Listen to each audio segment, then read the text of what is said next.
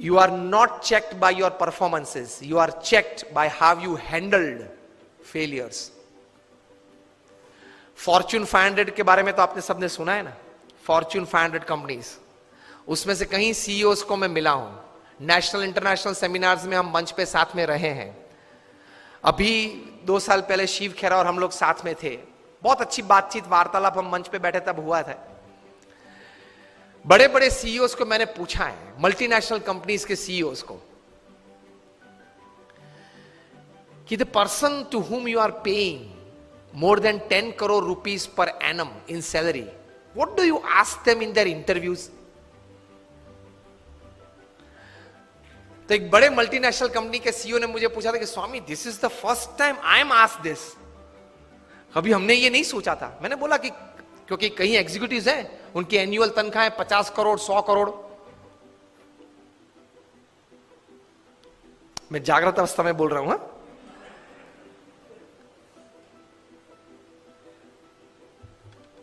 ये बहुत बड़ी सॉफ्टवेयर बनाने वाली कंपनी है,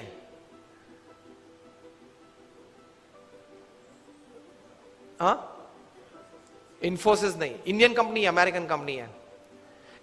एलिसन उनका सीईओ है, एलिसन।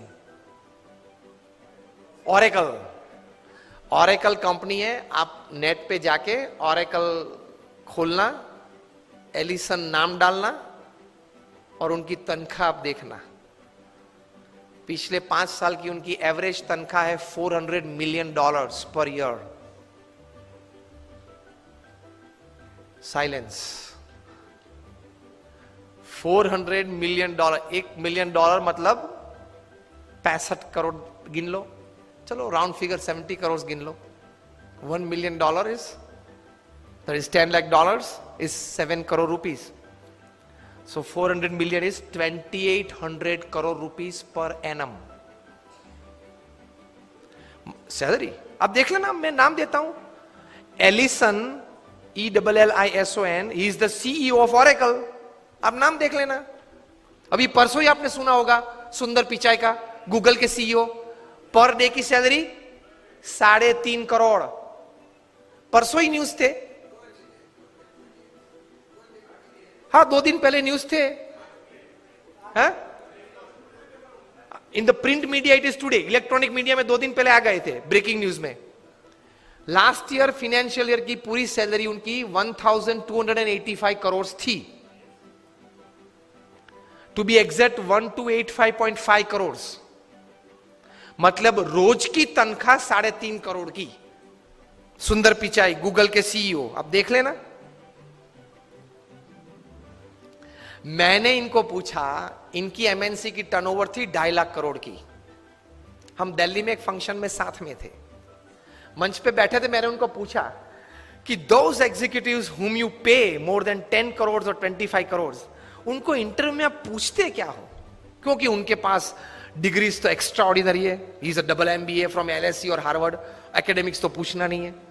इतनी बड़ी तनख्वाह देते हो तो वो 10-15 साल का अनुभव तो है उसको।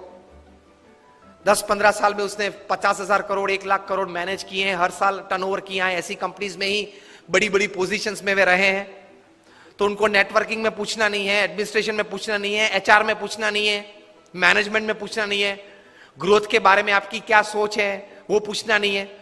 आप पूछते क्या हो उनको इंटरव्यू में? उन्होंने मुझे एक बहुत अच्छी बात बताई कि स्वामी जी, इन कक्षा के लोगों को जिनको हम ये प्रकार की तनख्वाह देते हैं, उनको इंटरव्यू में एक ही प्रश्न पूछते। I was like very surprised. मैंने बोला एक ही प्रश्न पूछते हो? कहा? और उनका उत्तर वे 20-25 मिनट तक देते हैं, तभी उत्तर पूरा बनता है। That was more surprising. I said what do you ask? He said हम एक ही प्रश्न पूछते और ये पूछते हैं, describe a big failure in your life and how did you handle it? प्रश्न क्या पूछते हैं इन कक्षा के लोगों को? Describe a big failure in your life.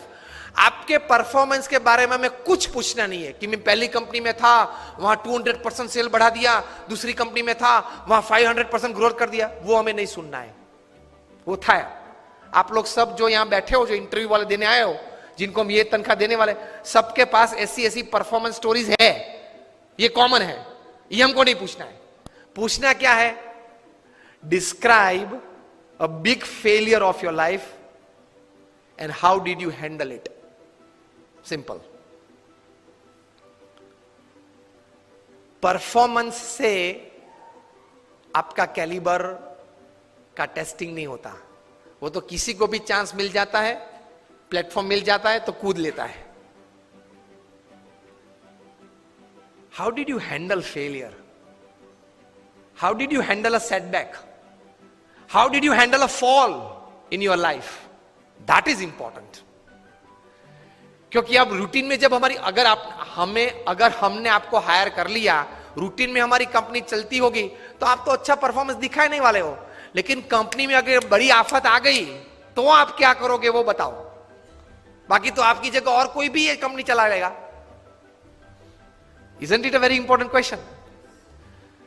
उसमें वो मल्टीनेशनल कंपनी के सीईओ ने मुझे बताया कि स्वामी, इसके उत्तर में उसको 20-25 मिनट हम देते हैं और उसमें भी हम ये जांच करते हैं कि किस प्रकार के विचार और प्रैक्टिसेस उसने अप्लाई किए, वो साइड में रखते हैं। किस प्रकार के एटीट्यूड्स उसने उस वक्त रखे, उस पे हम गौर रखते हैं।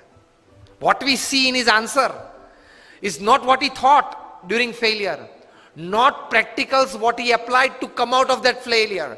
What we see is what type of attitude he kept when he was a failure, when he met failure in his life. तो महान लोग ये परिस्थिति में इस प्रकार के एटीट्यूड्स रखते हैं। तो इसमें ये बात आती है गम खाने की। ये बहुत बड़ा विचार जो प्रमुख स्वामी महाराज ने दिए, उसमें कई प्रकार के ऐसे अर्थ आ जाते हैं। That is the greatness of life. How do you handle failures? Failure handle में सिर्फ आपका एटीट्यूड, एक ही शस्त्र आपके पास रहता है। हां, ऐसी परिस्थितियां जीवन में आएगी जब आपके मोबाइल नंबर में 400 फोन होंगे, किसको फोन करूं वो तकलीफ में आ जाएंगे आप। Even if you are the Sahara of thousands of homes, when you are lying बेसहारा in Tihar for 4 years, किसको फोन करूं?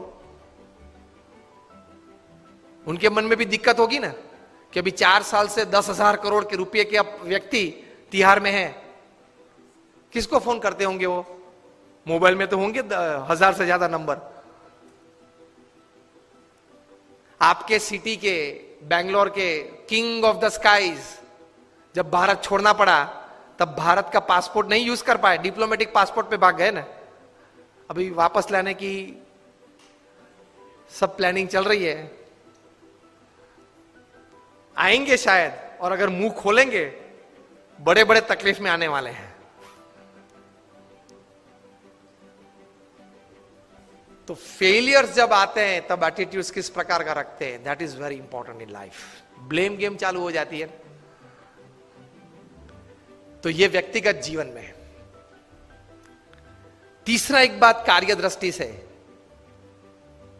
कि कर्म करना हमारा अधिकार है, फल पे हमारा अधिकार नहीं है। If there are 100 things which are in your control that you can affect the end result, there are 1,000 factors which are not in your control which can negatively affect the end result. Yes or no? आपने बड़ा अच्छा धंधा चालू कर दिया लेकिन government की policy बदल गई तो? आपने स्टैंड का धंधा चालू कर दिया और गवर्नमेंट ने कैप रख दी, क्या करेंगे? रख दी है, और कहीं कैप्स आने वाली है।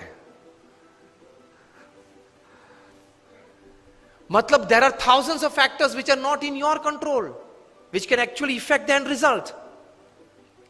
इसलिए श्रीमद् भगवत गीता में भगवान श्री कृष्ण ने लिखा है कि you do your job in the best knowledge and the best practices that you have, and result Lord Krishna says I will decide.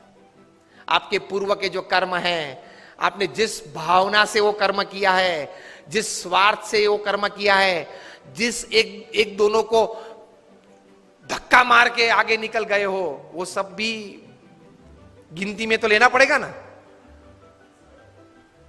वो सब वो हिसाब से फाइनल रिजल्ट आता है। अगर ये बात को समझ ले तो आप कभी डिप्रेशन में नहीं आओगे, कभी स्लीपिंग पिल की आपको जरूरत नहीं